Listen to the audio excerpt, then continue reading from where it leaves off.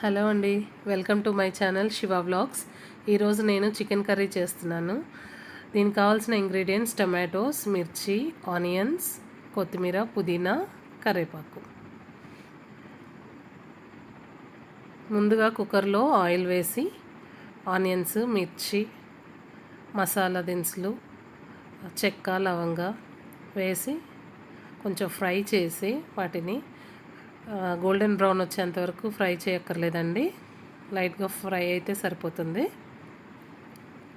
చెక్క, బిర్యానీ ఆకు, లవంగా, ఇలాచి ఇలా గోల్డెన్ బ్రౌన్ అయిన తర్వాత సిమ్లో పెట్టి ఉడికించండి. ఇది ఫ్రై చేసిన తర్వాత కొంచెం అల్లం పేస్ట్ వేయండి, ఒక స్పూన్ వేస్తే సరిపోతుంది.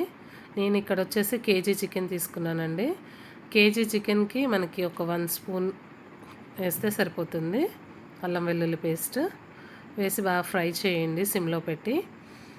ఇది కాస్త ఫ్రై అయిన తర్వాత మనము ముందుగానే నేను ఫ్రెష్ చికెన్ తీసుకొని ఒక ½ అన్ అవర్ సాల్ట్ వేసి మ్యారినేట్ చేసి పెట్టానండి. ఈ సాల్ట్ వేయడం వల్ల ఏమవుతుందంటే ఈ పీసెస్ హార్డ్గా ఉండకుండా కొంచెం సాఫ్ట్గా ఉంటుంది. చికెన్ మనకి కుక్ అయిన తర్వాత సాఫ్ట్గా ఉంటుంది. సో అది వేసేసి బాగా మిక్స్ చేయండి. అల్లం వెల్లుల్లి పేస్ట్ ఇదంతా దానికి బాగా పడుతుంది. సో ఇప్పుడు ఫ్లేమ్ కొంచెం మీడియం హైలో పెట్టి, నాట్ హైలో కాదండి, మీడియం హైలో పెట్టి కుక్ చేయాలి మూత పెట్టేసి. నేను ఇక్కడ వచ్చేసి కుక్కర్లో చేస్తున్నానండి ఇవాళ. మీడియం హైలో పెట్టేసరికి చూడండి వాటర్ మనకి పైకి వస్తుంది, చికెన్లో నుంచి వాటర్ అంతా బయటకు వచ్చేస్తుంది. తర్వాత కాసేపు కలిపేసేసి అలాగే మూత పెట్టేసేసి ఉడికించండి. చూడండి వాటర్ ఎలా వచ్చిందో. సిమ్లో పెట్టి ఉడికిస్తే ఏమవుతుందంటే చికెన్ పీసెస్ అనేది హార్డ్గా ఉంటుందండి, జ్యూసీగా ఉండదు. ఇలా మీడియం హైలో పెట్టి చేస్తే ఏమవుతుందంటే చికెన్ పీసెస్ జ్యూసీగా వస్తాయి మనకి కుక్ అయిన తర్వాత. ఇప్పుడు కరివేపాకు వేస్తున్నానండి.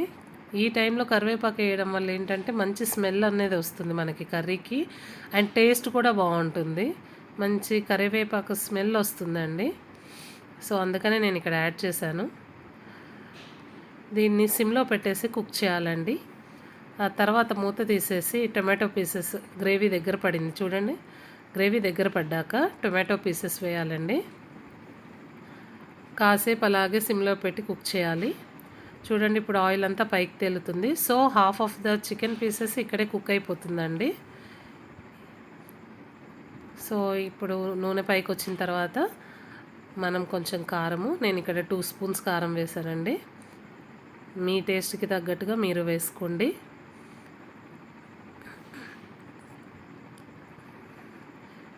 ఇది వచ్చేసి ధనియా పౌడర్ అండి. నేను కారము, ధనియా పౌడరు ఇవన్నీ నేను ఇంట్లోనే ప్రిపేర్ చేస్తానండి.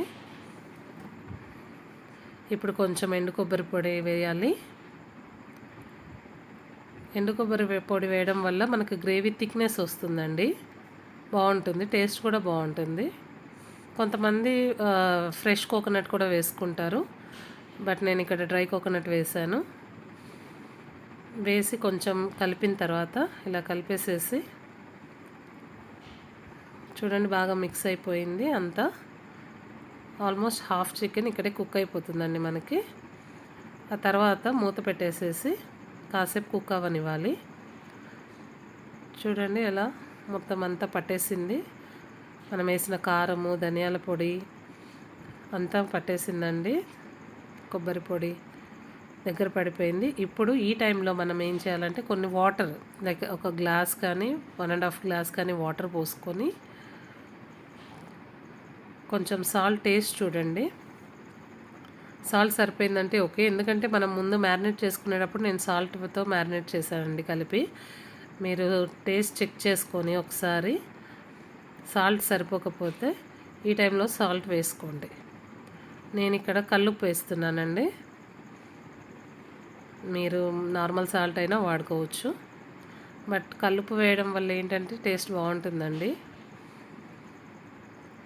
సో కొంచెం వేసి కలిపేసిన తర్వాత మీరు మూత పెట్టేసేసి సో ఈ టైంలో మీరు కొంచెం కొత్తిమీర, పుదీనా కూడా వేసుకోవచ్చండి. నేను కొంచెం వేసి మూత పెట్టేసి కుక్కర్కి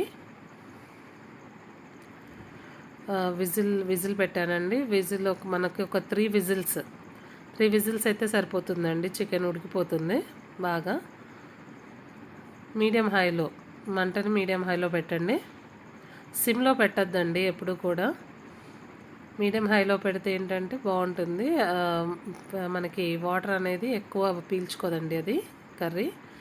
సో 3 విజిల్స్ తర్వాత చూడండి, మనకి కర్రీలో ఆయిల్ అంతా పైన తేరుకుంటుంది.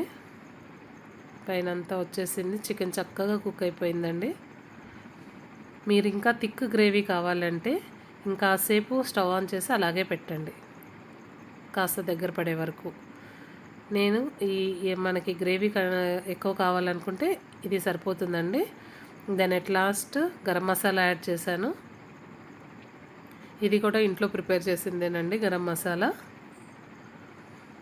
గరం మసాలా లాస్ట్లో వేసుకోవాలండి. ఎప్పుడైనా కర్రీ అయిన తర్వాత వేసుకొని ఒక 2 మినిట్స్ ఆర్ 3 మినిట్స్ కుక్ చేయండి.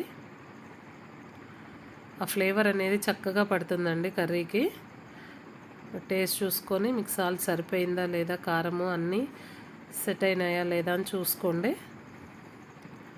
చాలకపోతే మళ్ళీ వేసుకోండి. అంతేనండి, చికెన్ కర్రీ కంప్లీట్ అయిపోయింది, రెడీ. Thanks for